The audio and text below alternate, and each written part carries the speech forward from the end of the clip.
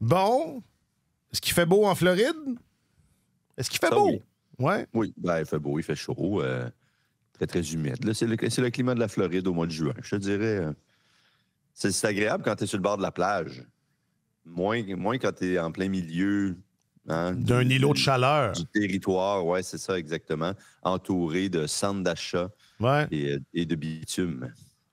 Puis, t'es arrivé quand? Dimanche soir, très tard. En fait, presque dans la nuit de dimanche à lundi. Puis, c'est ça. Écoute, on commence à être habitué. On était ici l'année dernière aussi. On commence à avoir nos petites habitudes. Mais tu sais, Sunrise, Plantation, Fort Lauderdale, toutes ces petites bourgades dans le coin où jouent les Panthers de la Floride, ce sont pas de grandes villes. Hein? Alors, on a l'impression d'être un peu au milieu de nulle part ici. Et est-ce qu'on sent la fébrilité de la finale de la Coupe Stanley? Écoute, Martin, absolument pas. D'aucune manière.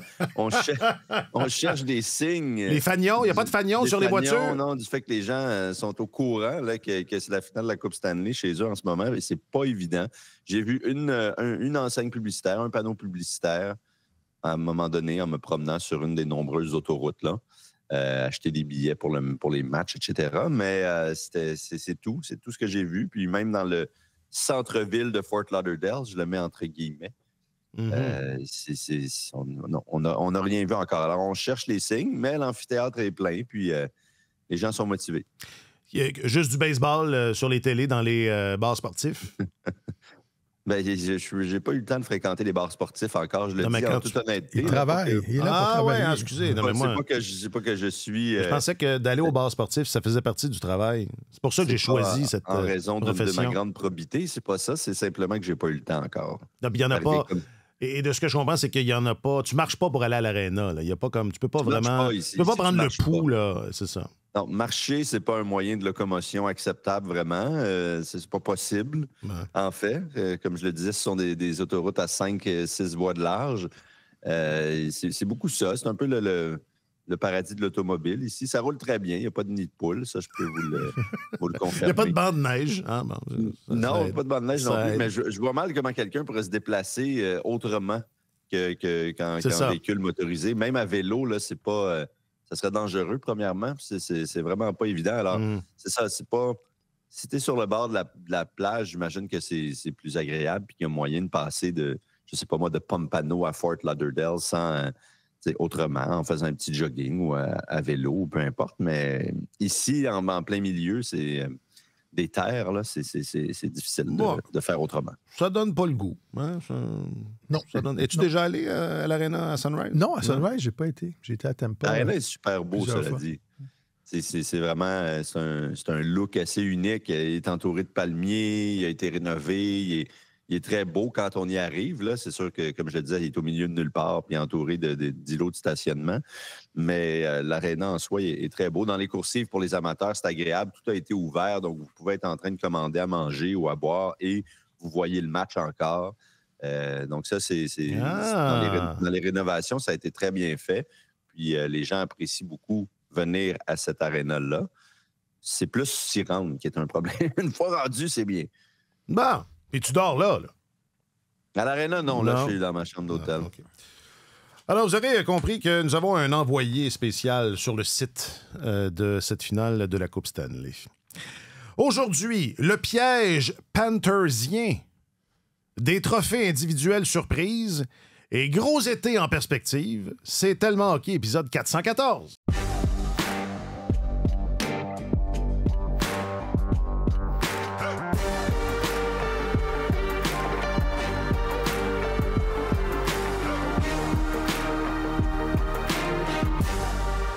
Et en provenance de Sunrise, en Floride, ou enfin, je dis ça, j'en sais rien, il est peut-être dans une autre ville. Plantation. Ah bon. Tout près de Sunrise. En provenance de Plantation, tout près de Sunrise, en Floride, notre journaliste affecté aux affaires du hockey, Alexandre Gascon, est là. Salut, Alex. Messieurs, même virtuellement, c'est un plaisir de vous retrouver. Bonjour, Alex. Et notre chroniqueur principal au service des sports, M. Martin Leclerc, est là également. Bonjour, Martin. Messieurs, content de vous retrouver. Je m'appelle Alexandre Coupal. 5 équipes du Canada, de l'océan Atlantique à l'océan Pacifique vont se battre pour le Saint Graal du hockey. En provenance de la nouvelle maison de Radio-Canada à Montréal, c'est tellement hockey, des séries de détails. En provenance, hein, parce que je peux pas dire en direct. Ça, c'est le nouveau langage qu'on invente à chaque semaine dans cette aventure de la balado-diffusion. Parce que c'est pas en direct. Mais c'est en provenance. Il est là, donc je le disais, Alex. C'était le match numéro 3 hier, donc entre les Panthers et les Oilers. Résume-nous ça. Ça s'est pas bien passé pour les Oilers. Je pourrais résumer ça comme ça. Mais merci. Merci d'avoir été là. Oui, c'est ça. À la semaine prochaine. On avait un peu l'impression de déjà-vu de l'année dernière. Honnêtement, les 2 premiers matchs à Sunrise, c'était terminé 3-0 et 4-1 pour les Panthers l'an passé, qui avaient pris les devants rapidement dans la série. Et moi, j'ai eu cette impression de déjà-vu-là. Les 2 matchs extrêmement serrés, très compétitifs du début de la série ont pris le bord. Les Panthers ont réussi à refermer un peu le piège autour des Oilers et qui ont manqué vraiment de maturité, je pense, à certains moments de cette rencontre-là. Et très rapidement, ça leur a glissé entre les doigts. Mais bon, vous avez vu le match, certainement. Pour ceux qui ne l'ont pas vu, Brad Marchand a marqué dans la première minute sur un jeu un peu chaotique en défense, des erreurs de couverture, le gardien peut-être qui nage un peu devant son filet, là, qui s'aventure en mauvaise position. Et puis, ça fait 1-0. Et puis, c'était pas un problème dans cette série-là. On s'était échangé l'avance à 4 reprises dans les 2 premiers matchs. Donc, c'est pas parce qu'une équipe menait que forcément, c'était la fin des émissions. Au contraire, c'était 2 victoires en prolongation. Il y avait 8 buts de marqués dans la seule première période. 16 au total, 8 par chaque équipe. Donc, normalement, à 1-0, il aurait dû avoir un petit peu plus de sérénité que ça pour Edmonton, mais ça n'a pas été le cas. On a enchaîné les mauvaises punitions ou les punitions difficiles à comprendre parce que, honnêtement, il y a eu un peu d'incohérence des arbitres, puis on pourra peut-être y revenir. Là, Chris Knoblauch, l'entraîneur des Oilers, en a parlé hier. Mais quand même, c'est inadmissible. Très rapidement, après ce but-là, Edmonton a écopé de 3 punitions d'affilée. Même si les Panthers n'arrivaient pas à marquer, quand tu ne peux pas jouer à 5 contre 5, c'est difficile de trouver du rythme, d'établir ton style de jeu et tout. Finalement, Carter Verhaeghe a marqué en avantage numérique en fin de première période. Ça a fait 2-0. Puis je pense que le but qui est venu vraiment scier les jambes des Oilers, et c'est Paul Maurice qui le disait, c'est le 3e. Au début de la 2e, Corey Perry resserre l'écart à 2-1 très rapidement. Puis tout de suite après, 1 minute et demie après environ, Sam Reinhart fait 3-1. Et puis là, on a senti un peu la chaîne débarquer, beaucoup de frustration de la part des Oilers. On s'est laissé déconcentrer. C'est un peu devenu une foire d'empoigne. Et ils sont vraiment tombés dans le piège des Panthers qu'ils avaient évité dans les 2 premiers matchs, à mon avis. Moi, j'ai trouvé hier que ça ressemblait plus à un match du 22 janvier qu'à une série finale de la Coupe Stanley. Il y a énormément de pénalités qui ont été données. C'est rare que tu vois 7 pénalités mineures données en première période, surtout d'une finale de la Coupe Stanley, d'un match éliminatoire. C'est rare, mais en finale, il me semble que c'est particulier. Puis c'est vrai qu'il y a eu des pénalités qui semblaient tirées par les cheveux, même par rapport au standard de la saison régulière. À un moment donné, Evander Kane est devant le filet, puis il fait juste pousser. Je pense que c'est Forsling qui était devant lui. Il pousse pour se créer un peu d'espace là, devant le filet. Et Forsling, qui a bien joué ça, là, il a fait comme s'il s'était fait matraquer dans un double échec. Pénalité appelée. Il y a un coup, je pense, c'est Arvidsson qui est arrivé. Qui a eu sur le Bobrovski. Sur Bobrovski, un léger contact. Plongeon, Bobrovski, c'est comme s'il s'était fait frapper par le train de 5 heures. Là. Les Européens! C'est rare. En finale, la Coupe Stanley, tu as souvent. En principe, les meilleurs officiels qui sont là. Puis de voir des pénalités comme ça appelées, et ça a changé, on dirait, les standards. Les standards des officiels pour le match, ces pénalités légères-là. Puis là, ça a été une avalanche de désavantages numériques pour les Oilers qui sont vraiment... C'est leur talon d'Achille depuis le début des séries. L'année passée, ils ont donné ils ont donné 4 buts durant toutes les séries éliminatoires. Il y avait eu comme au-dessus de 90% de taux d'efficacité. Puis là, je pense qu'ils sont rendus à 18 buts accordés en série. Là. Ils sont à 66 ou 67% d'efficacité. Alors ça, c'est en dehors de leur zone de confort. Et pendant que tu joues en désavantage numérique, bien là, McDavid et Draisaitl ne peuvent pas faire... leur magie. Peuvent pas, c'est ça, faire apparaître sortir des lapins du chapeau. Et ça déboulait à partir de là. Et la frustration, quand une équipe perd la tête, comme les Oilers ont perdu la tête hier, là, c'est parce qu'il n'y a personne qui voit de solution sur le banc. Là. C'est vraiment de la frustration profonde. Et ça m'inquiéterait si j'étais entraîneur des Oilers de voir mon équipe comme ça. Perdre la tête, là, c'était 4-1 en début de troisième. Avec l'attaque qu'ils ont, les Oilers, c'est pas fini. Tu es en finale de la Coupe Stanley, tu te dis on essaie, on essaie de remonter, on a les moyens de faire 3 buts, mais ils n'ont même pas tenté ça. Ils ont perdu la tête. Là. 75 minutes de pénalité juste en troisième période. Tu parlais, Alex, d'un manque de maturité. C'est vrai que c'est à ça que ça ressemble, hein, où enfin... moi, j'ose... parce que quelqu'un qui a vu le match hier pourrait être drôlement inquiet pour les Oilers. Tu sais, on va y aller tranquillement. Là. Ça reste que c'est le match numéro 3, puis la série est à l'avantage des Panthers, mais seulement 2-1.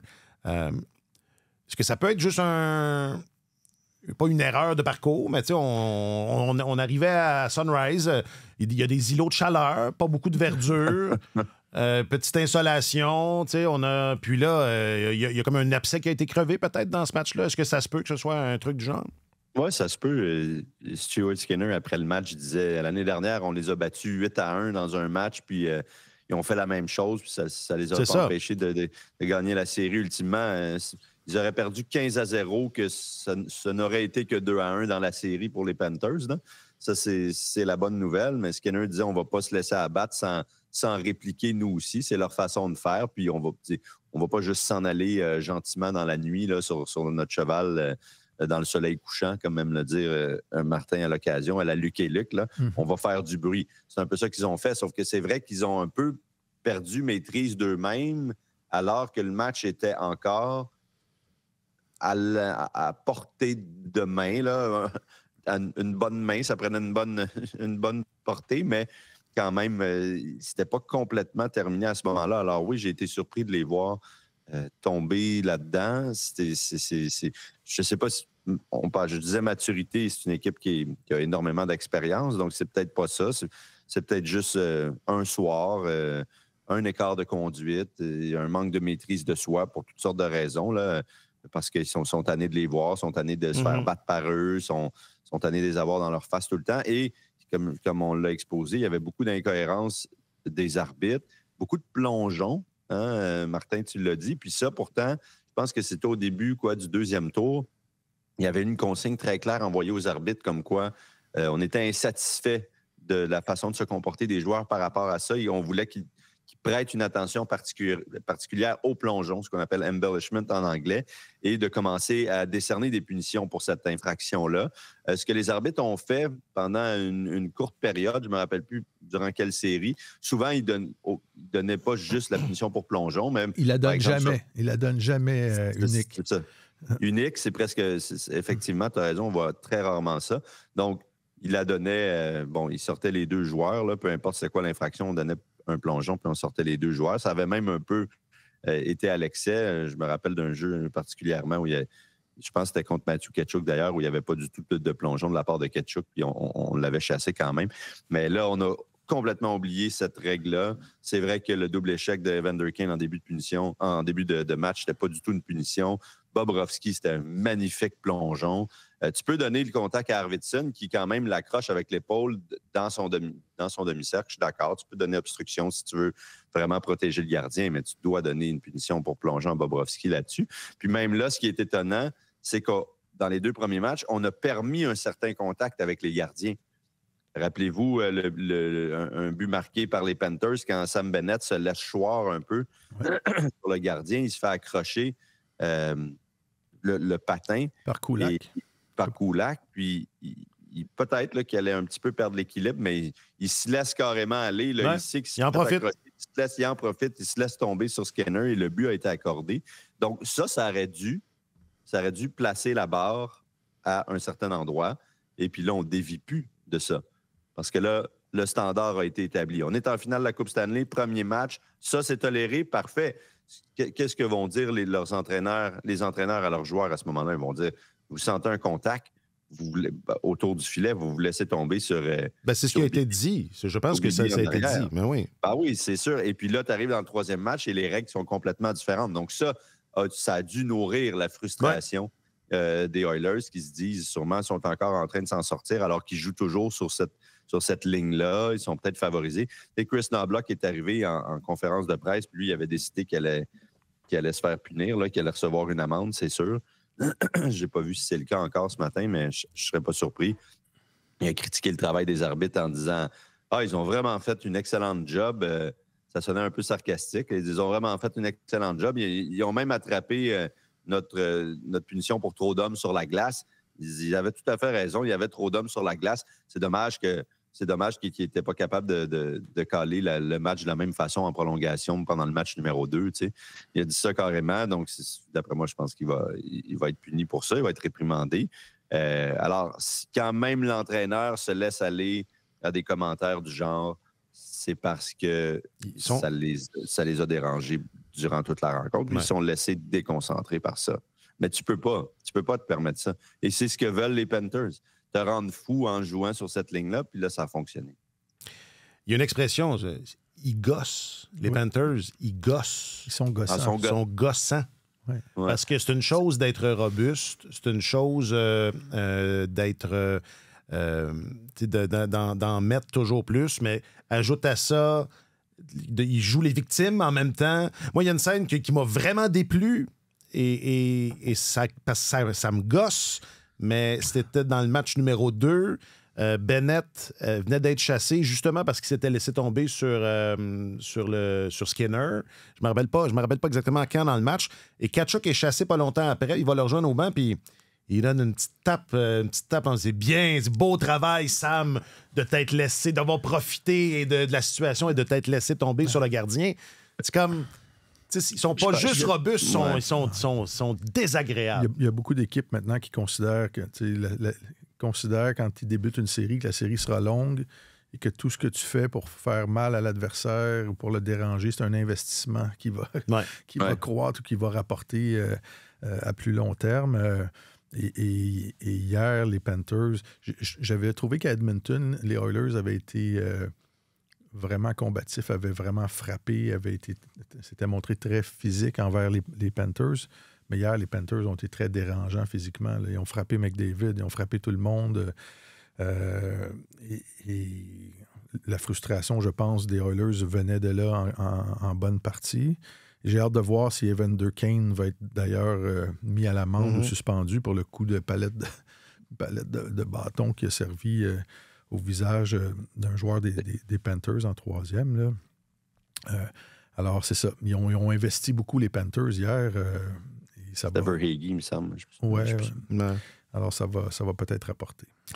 C'est d'ailleurs, je pense, une citation de Paul Maurice quand il dit allez frapper la défense, puis c'est parce que dans le match numéro 7, il en restera plus. Mais tu sais, tout ça a été rendu possible justement parce que les Panthers ont appliqué leur style de jeu à la perfection. Hier, leur échec avant a bien fonctionné. Edmonton était empêtré dans son territoire. On avait de la difficulté à sortir comme on le faisait pendant les 2 premiers matchs. Alors, ça s'est aussi produit parce qu'on jouait mieux, on faisait mieux que les Oilers. Là, on les dérangeait vraiment. Puis je pense qu'il y a beaucoup de joueurs d'Edmonton qui aimeraient ça jeter les gants. C'est plate à dire, ça fait encore partie de la réalité du hockey, mais dans ce contexte-là, avec les adversaires qui sont toujours à la limite de la légalité, même qui la franchissent assez souvent, je pense qu'il y en a plusieurs qui aimeraient ça régler leur compte une fois pour toutes, jeter les gants, se battre. Et les Panthers ne font pas ça, ne vont pas là. Tkachuk allume le feu, s'en va. Hier, il se cachait, je ne me rappelle plus de la séquence exactement, mais il ne voulait absolument pas être dans les griffes d'Evander Kane. Il se cachait derrière Nico Mikola. Il tournait autour et essayait de l'éviter à tout prix, alors que c'est lui qui avait un petit peu allumé la mèche. Donc, ça, je pense que ça vient aussi, ça vient aussi ajouter à toute la frustration des Oilers parce qu'on ne peut pas dire, OK, vous voulez jouer comme ça, ben réglons nos comptes puis passons à autre chose. Eux ne sont pas là-dedans. Ils veulent que tu aies ça en tête, là, puis que, justement, ça te gosse comme le fait un grand frère avec sa petite sœur. Mais tu sais, c'est ça. Si on regarde le déroulement de ce match-là, hier, là, on se place dans les chaussures des Oilers. Ils ont accordé un but dans la première minute. Là, tu te retrouves sur les talons. Tu as 4 désavantages numériques par la suite dans la période. Là, tu passes la période à te défendre. Tu accordes un autre but en fin de période en désavantage numérique. Tu te retrouves en arrière, 0-2 dans le match. Tu sais que tu joues contre les champions de la Coupe Stanley. Ça va être difficile. Et tu arrives en deuxième période. Bennett qui sert une mise en échec. Tony Truant à Podkolzin près de la ligne bleue. Et le même gars qui se relève encore un peu ébranlé de cette mise en échec-là donne la rondelle à Bennett qui part en échappée puis qui fait 3-1. Tu avais raison, Alex, quand tu disais tantôt que c'était le but qui avait scié. Là, mais c'est juste ce jeu-là, je trouve, résumait le match. C'était un joueur des Oilers qui se fait frapper solidement, ébranlé et qui commet l'erreur par la suite, qui scie les jambes à son équipe. Ça, c'était même le but qui faisait 4-1. Le but de 3-1, c'était celui de Reinhardt les jambes, entre les jambes de son couvert. Puis ça, c'est du Panthers pur jus. Klingberg a la rondelle derrière son filet. Il subit la pression d'Alexander Barkov. Il est incapable de la sortir. Puis ça déboule à ce moment-là. Donc, et puis tout de suite, là, c'est 3-1. Et puis tout de suite après, le jeu que tu as décrit. Exact. Donc le match a été terminé à ce moment-là. Et Klingberg, sur ce but-là, engueulait l'arbitre parce qu'il était entré en contact avec l'arbitre. Mais c'est lui là, qui persiste à conserver la rondelle alors qu'il y a Barkov sur le dos, puis qui finit par provoquer le revirement qui donne le but. Et ce match-là aussi, j'ai trouvé illustré à quel point les Oilers, c'est une équipe bipolaire, qui est capable d'être bipolaire, qui est capable d'être tellement mauvaise défensivement. Là. Moi, Brett Kulak, je le regarde jouer, je comprends pas que ce gars-là puisse jouer régulièrement dans une équipe qui est en finale de la Coupe Stanley. Le nombre de fois qu'il donne la rondelle à l'adversaire ou qu'il manque un jeu de routine, une passe de routine ou qu'il y a une sortie de zone à faire où il lance la rondelle n'importe où et que l'autre équipe récupère la rondelle. Hier, il a tenté en première période une incursion, ce qu'on appelle en langage de hockey, pincher, là, quand tu es à la ligne bleue puis tu décides de foncer sur l'ailier qui va recevoir la rondelle dans une sortie de zone pour essayer de garder la rondelle en territoire offensif. Il a frappé le juge de ligne avant d'arriver sur le joueur qui allait recevoir la rondelle. Ça a donné tout de suite une sortie de zone aux Panthers qui ont obtenu une chance de marquer sur ce jeu-là. C'est un danger ambulant, Kulak. Klingberg a eu de la difficulté. Darnell Nurse a été brouillon. Fait qu'ils n'ont vraiment pas été bons défensivement. Puis tu regardes cette équipe-là et tu te dis... Voyons, c'est épouvantable. Puis ils sont capables d'arriver dans le match suivant puis de resserrer le jeu puis de jouer correctement. Fait qu'ils n'ont pas la constance des Panthers à ce niveau-là. Comme dit Martin Saint-Louis, leur mauvais est très, très mauvais. Il est encore très mauvais. C'est ça. Ouais. Mais ils sont parvenus à s'en sortir et à corriger le tir depuis le début des séries. Fait que je m'attends à ce qu'ils soient meilleurs dans les prochains matchs. Ouais. Ben, c'était une très mauvaise copie parce que les journalistes affectés à la couverture des Oilers hier disaient que c'est leur pire match des séries. Là. Ceux qui les ont vus tous là, de près disaient que c'est clairement leur pire match des séries en ce moment, la pire période au début pour entamer une rencontre. Donc, Brett Kulak, tu as raison, mais hier, encore 21 minutes de temps de glace, il leur a rendu de fiers services, surtout en l'absence d'Ekholm et tout. Alors, lui aussi est capable de grande inconstance. Mais il faut traiter ce match-là d'hier comme l'anomalie plutôt que la tendance parce que c'est pas du tout ce qu'ils ont fait pendant les séries. Et ils sont quand même mieux positionnés que l'an passé après 3 rencontres, on s'en rappellera. Et l'idée était surtout de venir à Sunrise et de séparer les honneurs des 2 matchs. Là.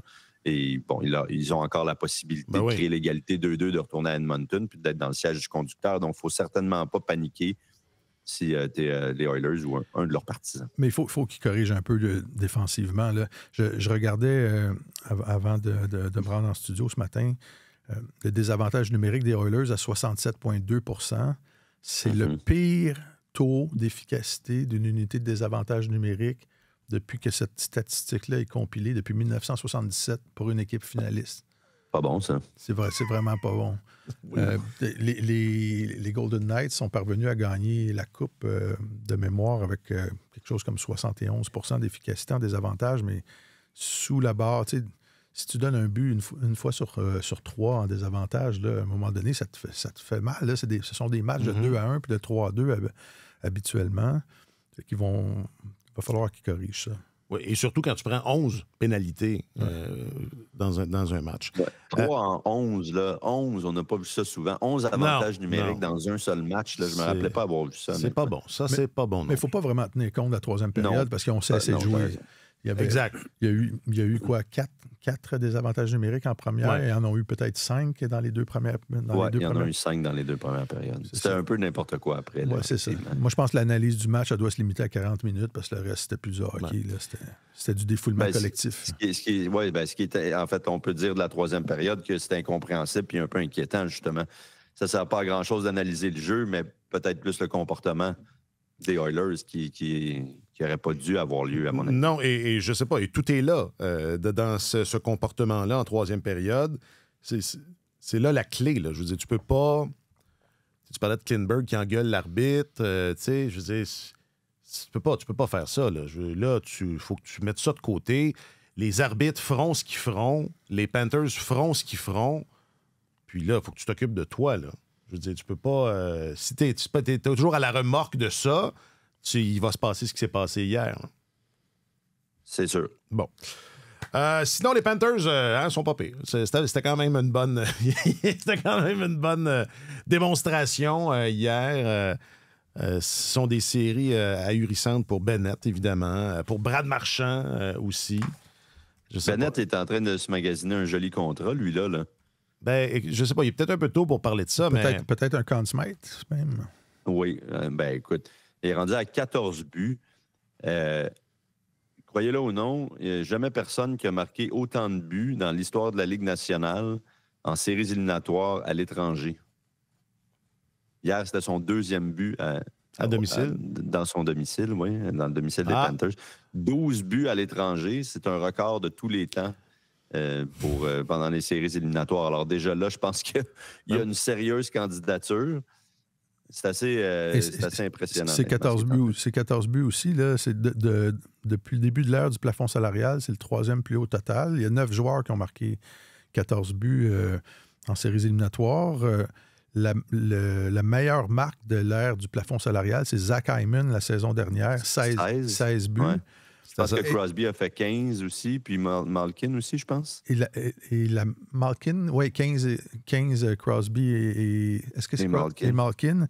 Ouais. Et la meilleure marque là, des 33 dernières années, ou des 30 dernières années, certainement, Joe Sakic, 18 buts. Alors, on remonte, il est dans une zone où il y a...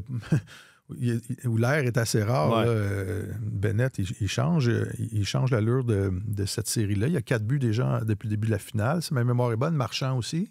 Oui. Marchand en a 3 sûrs. Oui, 4, oui. Ça me semble que c'est 4 chaque. Ouais. Bennett en a 4. Si en a 4 chaque, je regardais ça aussi avant de m'en venir. Il y avait juste 2 joueurs au cours des 33 dernières années qui avaient marqué 4 buts en 3 matchs en finale de la Coupe Stanley. Fait que là, les Panthers en ont 2 la même année. Ouais. Alors, ça change. Tu compares au nombre de buts marqués par Draisaitl et McDavid jusqu'à présent. C'est un net avantage là, pour les Panthers. Mais surtout que pour les Panthers, Sam Reinhart avant marqué hier, mais avant ça, ça faisait un bon bout de temps. Il est diminué. Il est diminué, oui, mais c'est ça, il contribue moins. Je pense que c'était un but à ses 9 derniers matchs. Barkov est peut-être diminué aussi. C'est pas... il n'est pas au sommet de son art comme on l'a déjà vu auparavant. Donc, mais ils ont une telle profondeur que c'est tout ce monde-là qui prend la relève. Et puis là, la fameuse profondeur des Oilers est mise à mal présentement. C'est sûr que l'absence de Zach Hyman fait très mal aussi. Hier, il y avait une caméra tous les joueurs des Oilers étaient perchés juste en arrière de moi, sur la galerie de presse. Et puis, je ne sais pas si c'était... Je pense que c'était cette série là, que la Ligue nationale tourne là, et qui est diffusée après.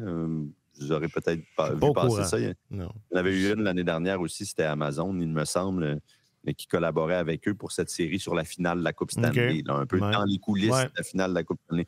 Et Hyman, forcément, ne joue pas, mais était sur la galerie de presse. Et il a passé l'entièreté de la première période avec une caméra d'en face qui ne le lâchait pas d'un pouce pour guetter la moindre réaction. Puis quand je vous dis, dans son visage, là, c'était collé sur lui en permanence. Là. Il ne pouvait rien faire. Il allait chercher des bonbons en arrière, une bouteille d'eau. La caméra le suivait, était vraiment à quelques pauvre Zach avait une démangeaison, mais il n'a jamais pu s'en occuper. Pauvre gars. Pas de jouer dans l'oreille. Là. C'était impossible. Honnêtement, on se sentait tous mal pour lui. Puis après les 20 premières minutes, Hyman a disparu. Là. Il n'était plus capable.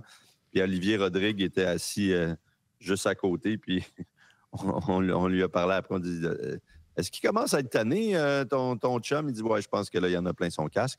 Et Zach Hyman a effectivement quitté son siège parce que je pense qu'il était tanné d'avoir un Kodak à 2 pouces du visage pendant l'entièreté de la première période, surtout que ça n'allait pas très bien pour son équipe. Donc, parfois, la vie de joueur, comme quoi. Alors, si Amazon fait une série documentaire dans les coulisses, Alex nous amène dans les coulisses des coulisses. Et ça...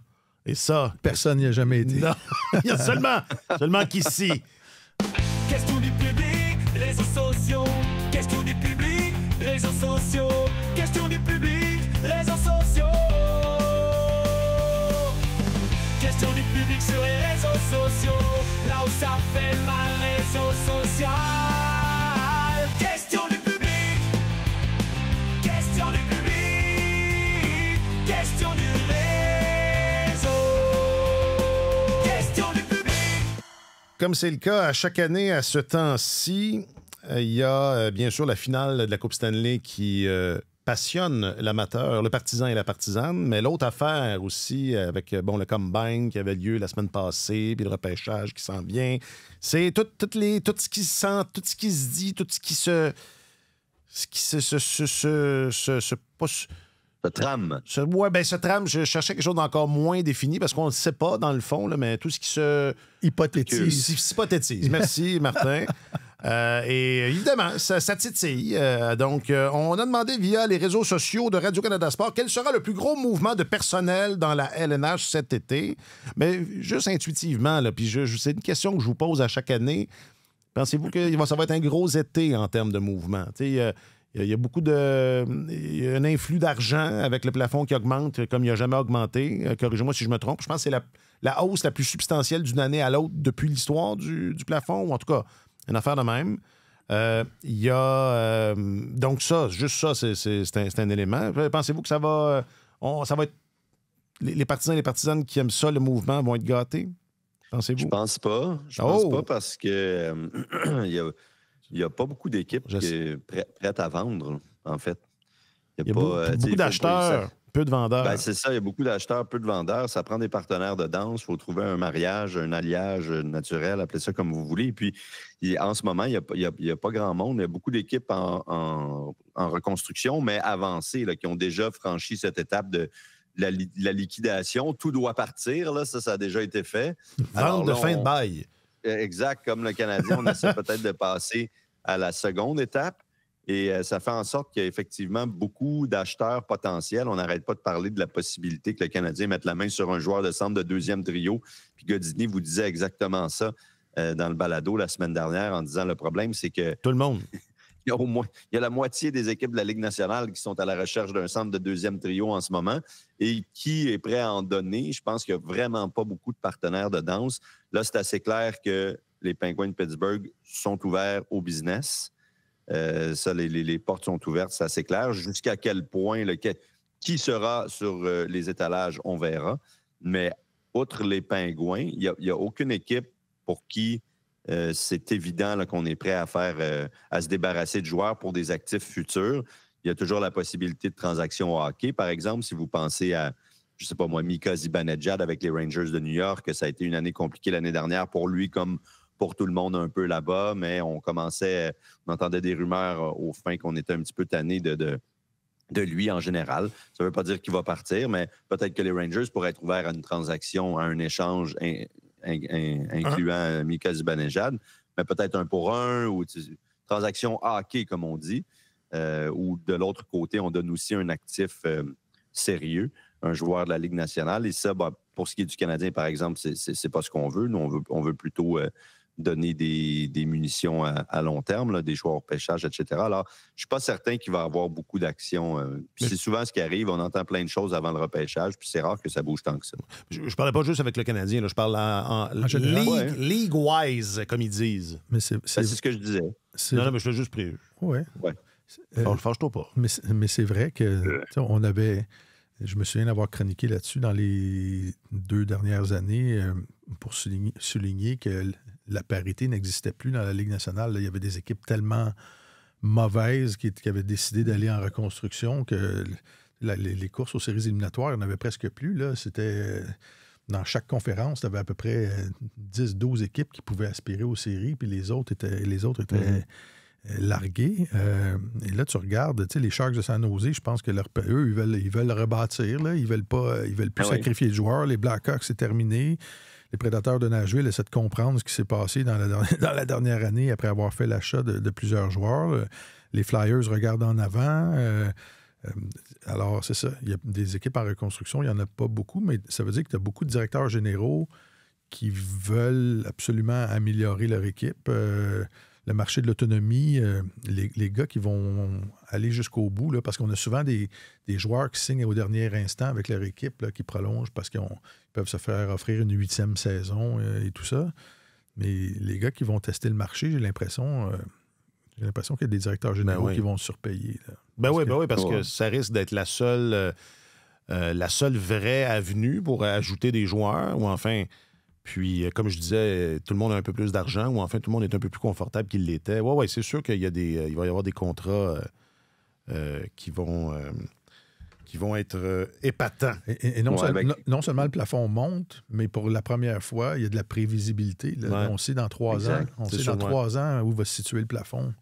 Fait que quand on a plus d'argent, c'est plus facile de garder nos joueurs aussi. Là. C'est peut-être plus facile pour les autres d'être intéressés, mais c'est plus facile pour n'importe quelle équipe, justement, de se lier à long terme avec ses propres joueurs en donnant peut-être un peu plus d'argent et tout. Alors, il y en a qui veulent dépenser, mais il n'y a rien à acheter. Là. C'est vraiment ça le problème. Les Highlanders auraient pu être une équipe candidate à ça, mais Mathieu Darche a été assez clair là-dessus. Là. Il n'est pas question de reconstruction pour l'instant.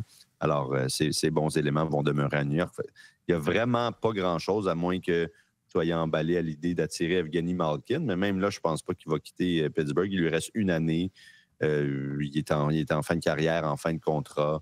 Je ne serais même pas surpris. Il n'y a pas une immense valeur. Je ne serais même pas surpris qu'il écoule la dernière année de son contrat à Pittsburgh puis qu'il prenne sa retraite par la suite. Alors, non, j'ai l'impression qu'au contraire, ça va être difficile. Il ne se passera pas grand-chose. L'été sera plate! Ça peut être ça le titre. Je ne sais pas si ça va être plate, mais tu as beaucoup de directeurs généraux qui vont avoir de l'argent à dépenser. Les joueurs savent eux aussi savent où il va se situer le plafond dans 3 ans. Là. Les joueurs vont être gourmands aussi.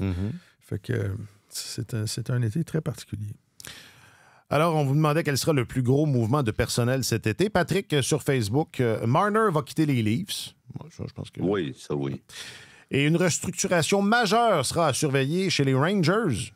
Tu les as pas mis dans le même lot que les Pingouins, mais apparemment que tout le monde est disponible. Non, mais les Rangers veulent participer aux séries éliminatoires l'année prochaine. Ils ne veulent pas avoir des choix de première ronde. Ils ne reconstruisent pas, non. Ouais. C'est ça, exact. Toujours sur le book, Benoît, en 3 points. 1, Toronto va échanger un de ses joueurs vedettes. Je ne sais pas si on parle d'un échange, ça ne veut pas dire ça. On ne parle pas des gars en fin de contrat. 2, Montréal va échanger un de ses meilleurs espoirs qui joue avec Laval actuellement. Et 3, Pittsburgh va échanger un de ses joueurs vedettes. D'accord. Sébastien, c'est flou comme question. J'imagine qu'on parle de quantité de personnel et non pas de qualité, parce que les Bruins ont seulement 14 joueurs de signés pour l'an prochain.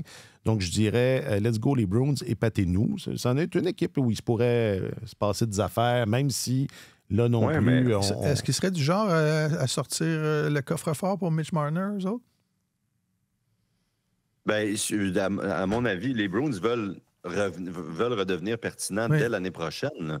Ils ont Jeremy Swayman qui est au fait de sa carrière. David McAvoy, un des meilleurs marqueurs de sa génération. Pasternak, qui lui aussi est à son apogée. Même chose pour Charlie McAvoy. Ils ont quand même encore en défense Hampus Lindholm, signé sous contrat pour plusieurs saisons. Donc, ils ont une bonne base en défense, un des meilleurs marqueurs de la Ligue, supposément un des très bons gardiens qui a connu une saison en dents de scie l'an passé, mais qui, rappelez-vous, était dans une dispute contractuelle, est arrivé au camp d'entraînement en retard. Ça, parfois, ça peut gâcher une saison entière. Je me rappelle que William Nylander avait eu beaucoup de difficultés à suivre le pas dans la Ligue nationale quand il était débarqué au mois de décembre parce qu'il y avait eu dispute pendant quelques mois. Donc, les Bruins sont aussi dans cette perspective-là on veut revenir en série dès l'an prochain. Et oui, pourquoi pas essayer d'attirer Mitch Marner. Ils vont sûrement être dans le coup. Toutes ces équipes-là devraient s'y intéresser au moins. Mm-hmm. Mais pourquoi échanger Pavel Zacha, par exemple, qui est un de leurs rares joueurs de centre, à moins d'aller en chercher un autre, là, mais ils ne sont pas dans le trèfle jusqu'au genou, eux non plus, avec ça. Là. Donc, ils cherchent des solutions au même titre que la grande majorité des équipes en ce moment. Non, et Marner à Boston, ça change. Ça change les knobs. Brad Marchand à Toronto. Et les collègues à Toronto sont drôles. Ils ont l'impression que tout le monde veut signer à Toronto. Tout le monde. Et c'est ce qu'on entend ici. C'est toujours, ça me fait toujours un peu sourire en coin. Mais là, si je me fie à ce que j'entends ici, le Brad Marchand puis Sam Bennett, c'est deux. Fait. Rêve d'aller là. Hein? Ouais, c'est comme... exact. Le monde du hockey tourne autour de Toronto. Depuis 1967. On continue. Donc, on vous demandait quel sera le gros mouvement de personnel dans la LNH cet été. Sur le tube, Shadow Walker, ça va brasser chez les Rangers. Mais ça, tu parlais de transactions de hockey. Peut-être que ça, il y en aura plus que d'habitude. Ça se pourrait qu'à New York, il y ait des choses qui changent. Parce que... Encore là, si on insiste sur la nouvelle liberté ou les nouvelles capacités financières, ça va peut-être dégêner des équipes à s'échanger des gros salaires là, de part et d'autre. Mm-hmm. Bon. J'essaie de rendre l'été un peu plus le fun là, après que Gascon l'ait complètement... non, mais il se passe toujours quelque chose. Il se passe toujours quelque chose. Okay. Oui, mais il va falloir que les DG soient créatifs. C'est ça. Plus que ce qu'on pense. Soyez créatifs. Torabert, toujours sur le tube. Vegas ou bien Tampa va signer le gros poisson en liberté, Marner. Ça, c'est une idée. Tampa Bay et Mitch Marner, c'est une idée qui avait été évoquée ici. Et sinon, Monstre de Chela sur le Gram. Objectivement, Mitch Marner à Vegas. Sinon, le gars du LIF chez le CH. Ça fait longtemps qu'on ne l'a pas entendu. Oui. Techniquement, il est déjà là parce qu'il y a un Daniel Harvey à la vidéo pour le CH. Peut-être que c'est le gars du lift à 16 heures. On ne le sait pas. Quand il a su qu'on aurait notre propre studio et qu'on serait plus sur la mezzanine, surplombant le hall d'entrée, il s'est dit il est temps que je me trouve... un autre poste plus visible. On était un balado itinérant avant. Maintenant, c'est plus le cas. Puis on a perdu cette petite saveur. Qui était le gars du lift. Bon, puisqu'on parle du Canadien, parlons-en un peu. Là. C'est ça, là. J'ai des étourdissements, je me sens pas bien, je vois des points noirs. Il faut qu'on parle un peu du Canadien. Ils sont assez discrets, les gens du Canadien. Ils essaient de pas faire trop de vagues. J'ai hâte de voir... la direction, à mon sens, a beaucoup plus une obligation de résultat que la saison dernière. Oui. Et ça, c'est nouveau là, pour la nouvelle direction. Oui, mais c'est pas assuré que les occasions de frapper un coup gagnant vont se présenter. Je ne suis pas certain qu'eux le voient comme ça, que tu viens de décrire, là, qu'ils ont davantage une obligation de résultat. Tu leur diras parce que c'est le cas. OK, mais c'est eux autres qui décident quand même. Puis moi, ce que je te dis, c'est que j'ai pas l'impression qu'ils le voient comme ça. Ils savent ou ils croient qu'ils ont encore du temps, que l'an passé, c'est bien ce qui s'est produit, mais que c'était pas une finalité en soi, c'était pas l'objectif assumé. Et puis, ce ne sera peut-être pas nécessairement dès l'année prochaine. Tu sais, le fameux tournoi de golf là, où on se fait un peu donner la ligne de communication savamment élaborée pendant l'été et puis qui, après ça, qui perdure durant toute la saison. Ce ne sera pas c'est les séries qui nous attendent. Là. Ah non? Je vous le dis tout de suite. Oh non, je pense Ça va être pas. quoi? À moins qu'il y ait un échange majeur ou du mouvement de personnel très impressionnant, puis qu'on dit, bon, on sent qu'on est rendu ailleurs, à une autre étape, mais Ils vont dire je ne suis vraiment pas convaincu que ça va être ça. Je pense que ça va beaucoup ressembler au à ce qu'on mix. s'est fait dire au mix, à ce qu'on s'est fait dire l'an passé. Le mix 2.0. Mais une nouvelle, c'est ça, un nouveau mot ou une nouvelle une façon. nouvelle ligne de communication. Quand Oui. soudainement l'été s'annonce excitant, là. Ou enfin la fin de l'été, là, avec Il y a des gens qui cette sont payés très perspective. cher pour trouver le bon mot. Là. C'est... Et certains qui vont y parvenir, mais bon. Est-ce que les offres hostiles pourraient être une autre avenue? Je sais pas. Ouais, on verra. Ben non, mais je voulais juste prendre quelques minutes parce que j'imagine que Lane Hudson est en train de se faire dire qu'il remporte le trophée Calder en ce moment, dans une de ces mises en scène absolument loufoques auxquelles on a droit cette année de la part de la LNH.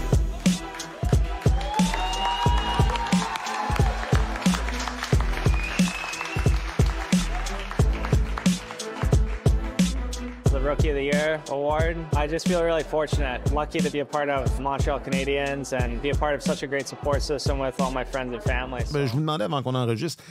Avant, les honneurs individuels étaient toujours dévoilés le soir même du gala de la LNH. Je me rappelais pas de ça. Moi, je pensais qu'il y avait comme une annonce, un calendrier, puis une annonce, des annonces faites qui étaient prévisibles.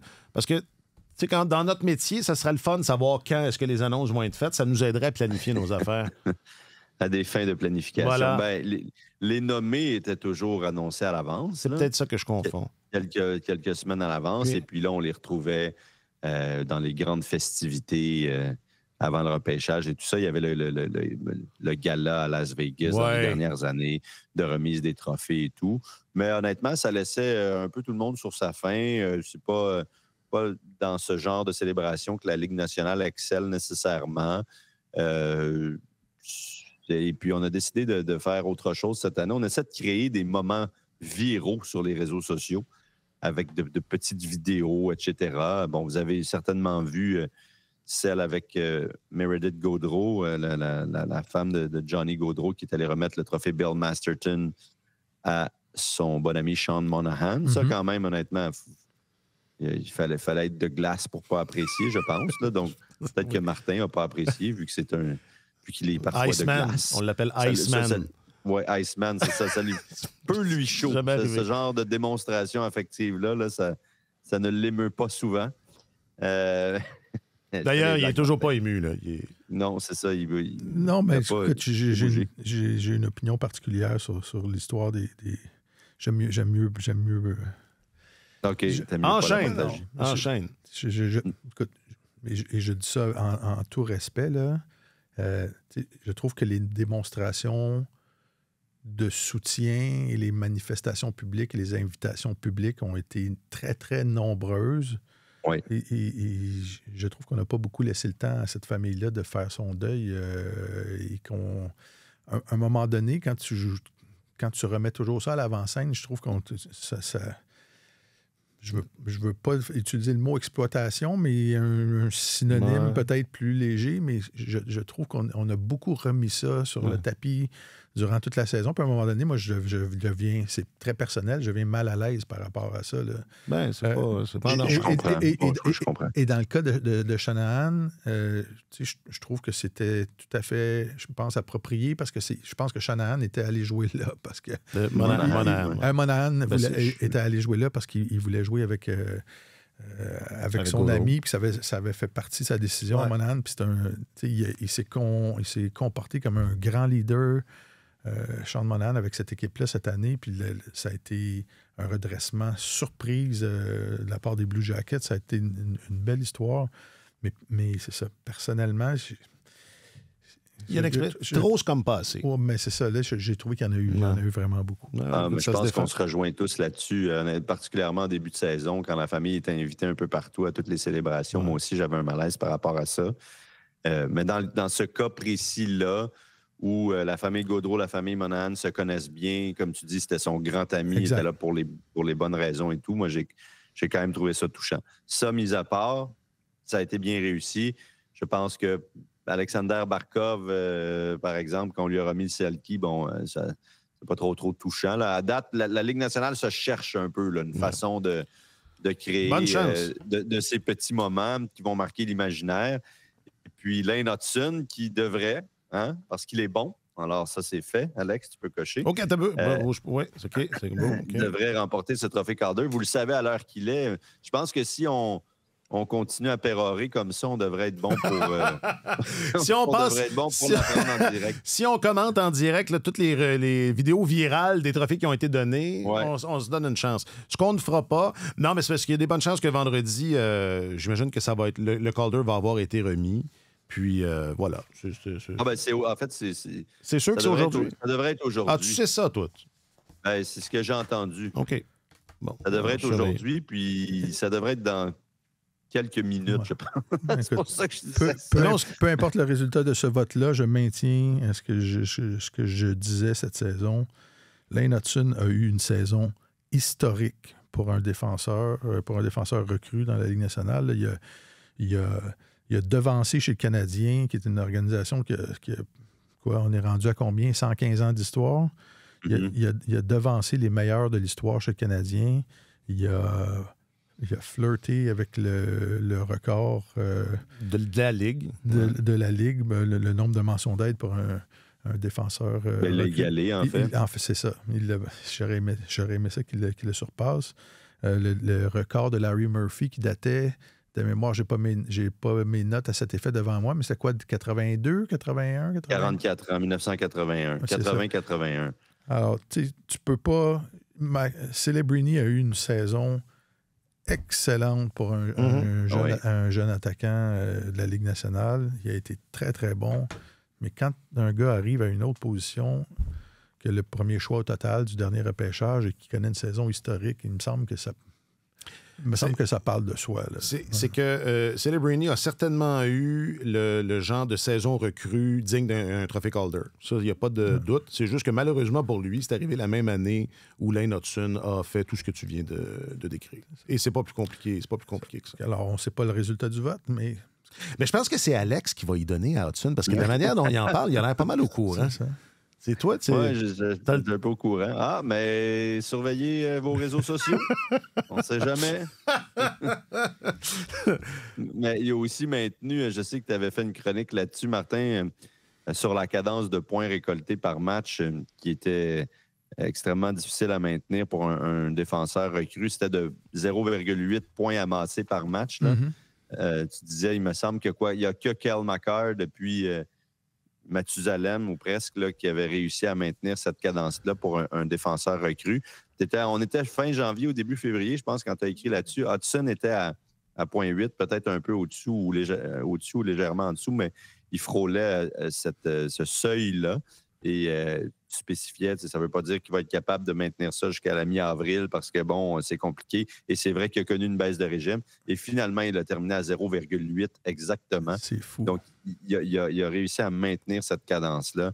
C'est exceptionnel ce qu'il a été en mesure de faire. Et oui, Macklin Celebrini ne démérite pas du tout. Même Dustin Wolf, le gardien des Flames de Calgary, c'est rare qu'un gardien remporte ce trophée-là. Et il avait certainement une très, très bonne candidature. Le fait qu'il soit plus vieux... C'est ça, il était plus vieux. Oui, je pense que ça chicotait plusieurs votants. Mais s'il avait hissé les Flames en séries éliminatoires avec ce club-là, je pense que sa candidature aurait été d'autant plus forte. Mais là, c'est sûr qu'il ne le remportera pas. C'est impossible de passer à côté de ce que Hutson a réalisé cette saison, à mon avis. Alors, félicitations. Félicitations, Lane. On a réussi à parler de Lane Hutson. C'est bon. Ça, c'est fait. Et puis juste finir, puisqu'on est sur les trophées individuels, moi, je ne m'attendais pas, évidemment, je ne pensais pas que Martin Saint-Louis remporterait le Jack Adams. Je ne suis pas tant surpris qu'il ait fini 3e, mais j'ai trouvé qu'il n'avait pas reçu beaucoup de votes. Ou j'ai trouvé que... Non, c'est correct. C'était correct? Bon, OK. Martin, c'est correct? Oui, c'est tout à fait correct. Moi, je veux pas me chicaner. Moi, si c'est correct, c'est correct. C'est correct? C'est correct. Bon, ben, c'est ça qui est ça. Vendredi, là, il joue aux 2 matchs, aux 2 jours. Là. C'est quoi? Aux 3 jours. C'est comme... Il n'est pas question que la Coupe Stanley se gagne avant la mi-juin. C'est ça l'idée? Parce qu'on dirait qu'il se force, là. Ça a été long avant que la finale commence.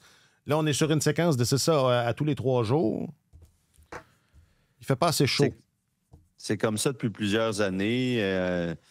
On essaie vraiment de trouver des fenêtres où il y a le moins de compétition possible et de faire en sorte que tout le monde regarde la finale de la Coupe Stanley. Ça, on comprend ce principe-là, mais on ne peut pas dire qu'ils réussissent tant que ça. De toute façon, tu vas toujours te retrouver en compétition avec la NBA, puis tu ne seras jamais de calibre à rivaliser avec elle. Là. Donc, assure-toi de ne pas mettre tes matchs en même temps, ce qu'ils font, mais pour le reste, moi, j'apprécierais que le calendrier soit devancé. Je trouve que c'est beaucoup trop tard. Ouais. Mais c'est une série qui est disputée à quoi? 4200 ou 4600 km de distance. Il y a beaucoup de transport. Les joueurs tiennent par des fils rendus à ce moment à cette période de la saison. Est-ce que c'est... Martin, il ne veut pas que ça finisse. Non, moi, je vais être content quand ça va se terminer parce que les saisons sont longues, mais c'est quand même de permettre aux équipes de refaire le plein tous les 2 jours. Et certain que c'est ça la raison principale? Moi, je ne suis pas certain. C'est pas mal. Toutes les décisions sont pas mal prises à cause des télédiffuseurs dans la Ligue nationale. C'est ce que je pense parce que c'est difficile à expliquer pourquoi il y a 3 jours entre le match numéro 3 et le match numéro 4 qui sont tous les 2 disputés dans la bucolique Sunrise, alors qu'il y a 2 jours entre le match numéro 4 et le match numéro 5. Et là, il faut voyager de Sunrise à Edmonton. Parce que le match numéro 4 est en Floride et le match numéro 5 est en Floride jeudi et le match numéro 5 est à Edmonton samedi. Donc oui, télédiffuseur, on voulait un match le samedi soir. C'est certainement, ça fait partie de la balance, j'imagine. Peut-être une question de disponibilité des arénas aussi. Il y a beaucoup de facteurs qui entrent en ligne de compte. Mais moi, ça me tape sur les nerfs. Je trouve que ça finit trop tard. Ça gosse. C'est dit. C'est quoi l'expression? Ça gosse. Ça pourrait commencer plus tôt et finir plus tôt, honnêtement. Les Panthers gossent. C'est le titre du balado. Je ne sais pas. G-O-S-S-E, Jules? Oui. Gosse? Ouais, okay. Oh oui. Ben oui. OK. Jules, c'est bien sûr Alexandre Gascon, notre journaliste affecté aux affaires du hockey, récipiendaire d'un trophée, du prix de Jules Fournier. D'un prestigieux prix de journalisme d'excellence. Qu'on remporté avant lui de grandes plumes telles Pierre Bourgault, Pierre Foglia. Ce sont les 2 seuls Pierre, je pense. Régent Tremblay. Je me demande si Pierre Sormani ne l'a pas remporté aussi. André Dalcourt. Nathalie Petrovski. Petrovski. Que tu côtoies ailleurs. J'ai partagé le micro, effectivement, il y a quelques semaines. Est-ce que c'est comme l'Inde, ça? Il faut le mentionner à chaque épisode? Le Jules? Un peu. Mais là, je venais de le faire accidentellement. Merci beaucoup, Alex. Puis, écoute, tiens bon à la jonction des autoroutes. On se retrouve vendredi exceptionnellement, vu que Godini... le prestidigitateur de l'information sportive. Vendredi après-midi, hein? Retourne à ses anciennes amours. Ouais, vendredi midi, début d'après-midi. Il faut me laisser le temps de... Godini va faire, c'est ça, va se transformer sous vos yeux. S'il y avait un bon service d'Internet dans ton avion, on aurait peut-être pu ça aurait été bon. Le premier balado de l'histoire. Ça aurait été bon. En continu, diffusé depuis un avion. À 30 000 pieds d'altitude, oui. Donc, écoute, je vais me renseigner, puis je vous reviendrai là-dessus. OK. Donc, Alex Gascon sera de retour vendredi et on enregistrera le balado avec lui parce que Marc-Antoine sera au Grand Prix. Martin Leclerc, tu es le chroniqueur principal du service des sports. Écoute, merci. Merci beaucoup. Un plaisir, messieurs. Merci. Toujours un pur bonheur. Jacques-Alexis Bernardin est le réalisateur de Tellement Hockey. Merci beaucoup, Jacques-Alexis. Merci à vous tous et à vous toutes d'avoir été là, d'avoir cliqué. Je ne le dis pas assez souvent. Merci tellement. Tout ça ne serait rien si vous n'étiez pas là. Je m'appelle Alexandre Coupal. Passez un bon week-end. Sur tous les terrains et sur tous vos appareils, Radio-Canada Sport.